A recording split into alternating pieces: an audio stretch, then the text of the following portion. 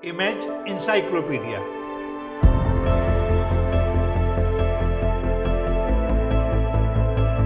जानकारियों और जिज्ञासाओं की अद्भुत दुनिया। हेलो दोस्तों, अपने इस चैनल के हर वीडियो में हम आपको किसी एक विषय की विश्वसनीय तथ्यों के सहित पूर्ण जानकारी देंगे।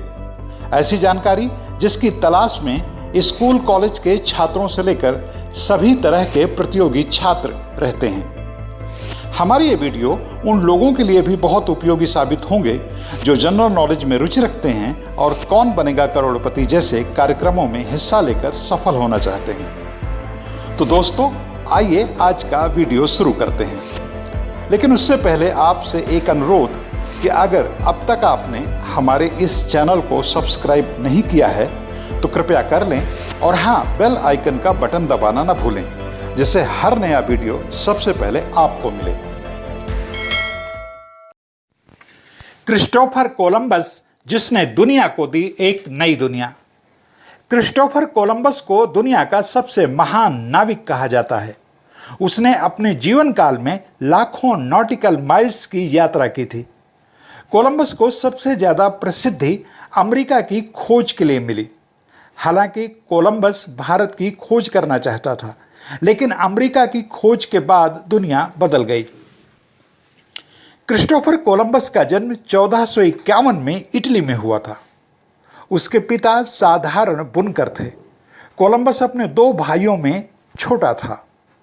उसकी एक बहन भी थी।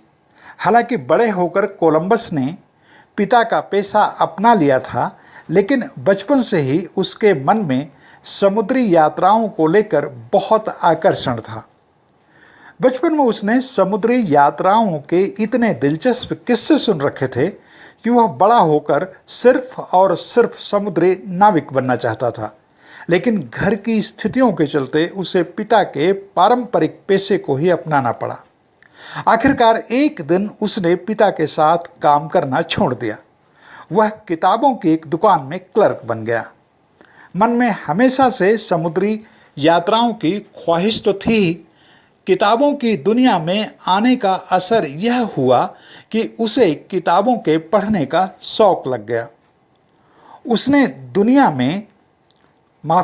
उसने दुकान में समुद्री यात्राओं से संबंधित जितनी भी किताबें थी सब पढ़ डाली। इस वजह से दिल में बसी समुद्री यात्रा की तमन्ना अब और जोर मारने लगी। अंततः एक दिन कोलंबस ने किताब घर की नौकरी भी छोड़ दी और एक मेडिटेरियन शिप पर साधारण जहाजी यानी जहाज से माल उतारने और चढ़ाने वाले की नौकरी कर ली। इस समय उसकी उम्र 16-17 साल रही होगी। सन 1476-77 में एक दिन जब उसका जहाज इंग्लैंड की ओर जा रहा था, तभी फ्रांसीसी समुद्री लुटेरों ने जहाज पर हमला कर दिया। कोलंबस जहाज से कूद गया और तैरते हुए पुर्तगाल के बंदरगाह कैप सेंट विसेंट पहुंच गया। फिर वहां से पुर्तगाल की राजधानी लिस्बन उन दिनों समुद्री परिवहन की शिक्षा का गढ़ था। कोलंबस ने समुद्री परिवहन से संबंधित एक संस्थान में दाखिला ले लिया। सेंट विसेंट में यह स्कूल कोलंबस के आने से 50 साल पहले से मौजूद था। इस स्कूल का उद्देश्य था पुर्तगाल द्वारा नए नए देशों की खोज करना और उन्हें अपना उपनिवेश बनाना। जब कोलंबस ने लिस्बन आकर नेविगेशन स्कूल में दाखिला लिया तो पहले दिन से ही उसने तय कर लिया कि एक दिन वह भारत की धरती जरूर देखेगा। पढ़ाई पूरी करने के बाद कोलंबस ने पुर्तगाल के राजा जॉन द्वितीय के सामने भारत जाने का अपना प्रस्ताव रखा और भारत से हीरे जवाहरात तथा मसाले लाने की योजना पेश की। लेकिन पुर्तगाल के राजा ने उसके प्रस्ताव में जरा भी दिलचस्पी नहीं दिखाई। कोलंबस को लगा कि वह पुर्तगाल में रहकर अपनी किसी योजना को अंजाम नहीं दे सकता। अब तक उसकी उम्र भी 35 साल हो गई थी। उन्हीं दिनों उसकी पत्नी का निधन हो गया, इसलिए उसने अपने बेटे को उसके मौसी के पास छोड़ा और खुद लिस्बन से हुएल्वा के लिए जा रहे जहाज में बैठ गया। रास्ते में पड़ने वाले पोलोस बंदरगाह पर वह उतर गया। वहां से वह स्पेन के सबसे महत्वपूर्ण शहर सेविले की ओर रवाना हुआ। उसकी योजना स्पेन से भारत की यात्रा को स्पॉन्सर कराना था, लेकिन उन दिनों स्पेन अफ्रीकी मूर आक्रमणकारियों से उलझा हुआ था, इसलिए कोलंबस को स्पेन से कोई मदद नहीं मिली। निराश कोलंबस स्पेन में ही रहने लगा। उसे लगने लगा कि शायद भारत की समुद्री यात्रा वह कभी नहीं कर पाएगा। इसी मनह स्थिति में उसने 1487 में पुर्तगाल के राजा को अपने वापसी की आज्ञा के लिए खत लिखा। राजा ने उसे वापस आने के लिए आज्ञा दे दी, लेकिन फिर पता नहीं क्या हुआ कि वह वापस नहीं लौटा। बहरहाल अप्रैल 1492 में उसे अपने समुद्री अभियान के लिए स्वीकृति मिल गई। कोलंबस और स्पेन के राजघराने के बीच बाकायदा एक करार हुआ। 3 अगस्त 1492 में कोलंबस ने स्पेन के पालोस बंदरगाह से 3 जहाज़ों नीना, पिंटा और सेंटा मारिया तथा दर्जनों सहायकों के साथ अपनी पहली समुद्री यात्रा शुरू की।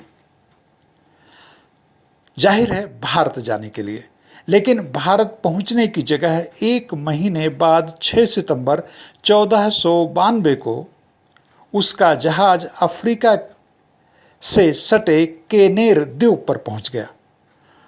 उसके सहयोगी गलत जगह पहुंच जाने से नाराज हो गए थे, पर किसी तरह उसने उन्हें मनाकर अपने हिसाब से 12 अक्टूबर 1492 को वहां पहुंचा जहां पहुंचना उसका लक्ष्य था, यानी उसके हिसाब से वह भारत पहुंच गया था। उसे लगा वह इंडिया में है, जबकि वह दक्षिण अमेरिका पहुंच गया था। वह बहामास का गुआयहोनी द्वीप था। कोलंबस ने इसका नाम सान सल्वाडोर दिया। चूंकि कोलंबस इंडिया की तलाश में निकला था, इसलिए उसने दिखाई पड़े लोगों को इंडियन कहकर पुकारा। इसलिए दक्षिण अमेरिका के मूल जनजातीय निवासियों को आज भी रेड इंडियन ही कहा जाता है। यहाँ से चलने के बाद कोलंबस का काफिला कोलबा पहुंचा, जिसे अब क्यूबा कहते हैं। आगे बढ़ने पर वह क्रिसमस के दिन किस्कोवा यानी सेंटा मारिया पहुंचा, जिसे उसने इस्तापोलियाना नाम दिया। यहाँ से कोलंबस ला नेविदाद यानी हैती पहुंचा, जहाँ के लोगों का उसने बहुमूल्य सोना लूटकर 3 में से 1 जहाज को स्पेन वापस भेज दिया। बाद में वह बाकी 2 जहाज़ों और बचे हुए लोगों के साथ स्पेन लौटा। यहाँ उसका भव्य स्वागत हुआ। कोलंबस ने अपनी दूसरी यात्रा 17 जहाज़ों के बेड़े के साथ और 1500 सैनिकों के साथ 23 दिसंबर 1493 में शुरू की, लेकिन इस बार भी वह पिछले रास्ते पर ही पहुंच गया। कोलंबस ने इस बार अपने पास एक मजबूत सेना लेकर चला था, इसलिए जहां से वह गुजरा खूब लूटपाट की। उन इलाकों को स्पेन का उपनिवेश भी बना दिया। इस यात्रा में कोलंबस ने क्यूबा और जमैका की पूरी तरह से खोज की। कोलंबस अपनी तीसरी यात्रा के लिए 6 जहाज़ों के साथ रवाना हुआ, लेकिन उस पर भ्रष्टाचार और घपले के आरोप लग गए, जिस कारण उसे जेल में डाल दिया गया। इसके बाद वह लंबे समय तक जेल में रहा। 53 साल की उम्र में उसे चौथी बार समुद्री यात्रा का मौका मिला। 11 मई 1502 को 4 जहाज़ों के साथ उसने अपनी चौथी यात्रा शुरू की। अपनी इस यात्रा के दौरान कोलंबस ने होंडुरास और निकारागुआ के तटों पर पहुंचा। अक्टूबर में चिरकी लैगून्स के चक्कर लगाए, फिर सोने की खोज में सबसे खराब मौसम में बेरागुआस पहुंचा, जो कि पनामा क्षेत्र में है। सन 1503 में एडमिरल बार्थोलेमू कोलंबस की कमान के तहत बेतलहम नदी के तट सांता मारिया डे बेलन में एक व्यापारिक पोस्ट स्थापित करने का प्रयास किया, लेकिन जबरदस्त विरोध हुआ, जिस कारण जून 1503 में दल बदल के साथ कोलंबस को भागना पड़ा। 7 नवंबर 1504 में अपनी चौथी यात्रा पूरी करके वह स्पेन वापस लौट आया। अब तक कोलंबस को अर्थराइटिस की बीमारी हो गई थी, साथ ही मलेरिया भी हो गया था। अतः 20 मई 1506 को 55 साल की उम्र में उसका निधन हो गया।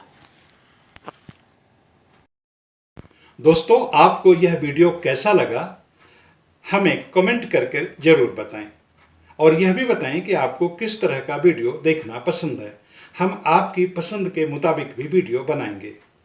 इस वीडियो में शोध, आलेख और स्वर मेरा यानी लोकमित्र गौतम का था।